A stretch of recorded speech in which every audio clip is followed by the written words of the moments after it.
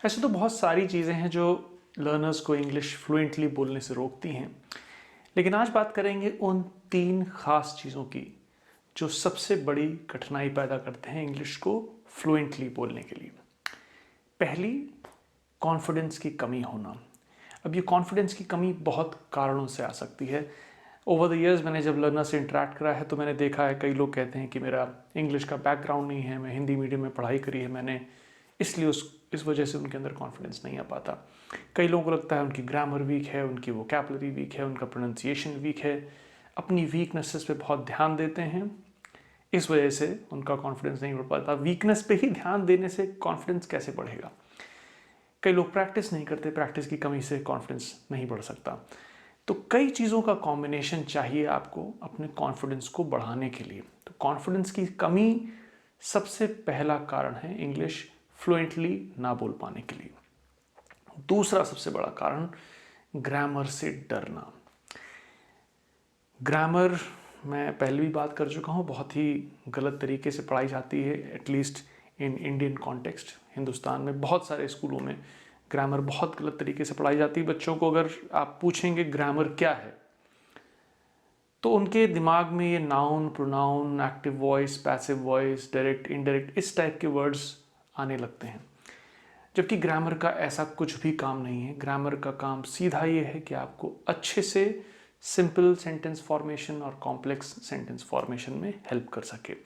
अगर आप अच्छे से सेंटेंस फॉर्म कर पा रहे हैं, अपनी बात को, अपने मैसेज को कन्वे कर पा रहे हैं, कॉम्प्लेक्स सेंटेंसेस के ज़रिए भी लंबे सेंटेंसेस फॉर्म कर पा रहे हैं जहाँ कॉम्प्लेक्सिटी भी है लेकिन आसानी से समझ भी आ रहा है सेंटेंस, वो एस्पेक्ट ग्रामर का है। ग्रामर का काम ये बिल्कुल भी नहीं है कि आपको एक सेंटेंस लिख के दिया जाए और आपसे कहा जाए भाई पार्ट्स ऑफ स्पीच पहचानो। तो ग्रामर से डरिए मत, ग्रामर को अपना साथी मानिए, बीच बीच में ग्रामर भी पढ़िए, ग्रामर से अपनी लैंग्वेज को रिफाइन करिए, बट ग्रामर में ही स्टक मत रहिए कि आपको ग्रामर जब तक पूरी परफेक्ट नहीं कर लेंगे तब तक आप फ्लुएंटली नहीं बोल सकते। ऐसा बिल्कुल नहीं है। ग्रामर से मत डरिए। ग्रामर का डर लोगों को फ्लुएंटली बोलने से रोकता है। तीसरा सबसे बड़ा कारण, हमने बात करी परफेक्शन की। कई लोगों को लगता है कि जब मैं बिल्कुल परफेक्ट इंग्लिश बोलना सीख जाऊंगा तभी बोलूंगा या बोलूंगी। क्यों? क्योंकि अदरवाइज लोग मजाक उड़ाएंगे। ऐसा दिन कभी नहीं आएगा कि आप लोगों के सामने बोले ना और एकदम से आप एक रिफाइंड प्रोडक्ट, फिनिश प्रोडक्ट बन के लोगों के सामने उभर के आए कि वाह मज़ा आ गया भाई, क्या बोलते हैं ये, आज तक इनको बोलते नहीं सुना कभी और आज ये एकदम से क्या बढ़िया बोल रहे हैं। तो परफेक्शन की जो चाह है इसको छोड़िए। जब हम इम्परफेक्ट हैं तभी हम शक्ति लगाएं, हिम्मत बटोरें, कॉन्फिडेंस लाएं अपने अंदर और बोलने की कोशिश करें। वो हमें अच्छा और एक फ्लुएंट स्पीकर बना पाएगा। तो ये 3 मेन कारण मुझे लगते हैं ओवर द ईयर्स मेरे एक्सपीरियंस से। पहला, कॉन्फिडेंस की कमी। हमने कारणों की बात करी, क्यों कॉन्फिडेंस कम होता है, इसको बढ़ाने के लिए क्या कर सकते हैं। तीसरा, ग्रामर से डरना और ग्रामर को बहुत ज़्यादा सीरियसली लेना हमेशा।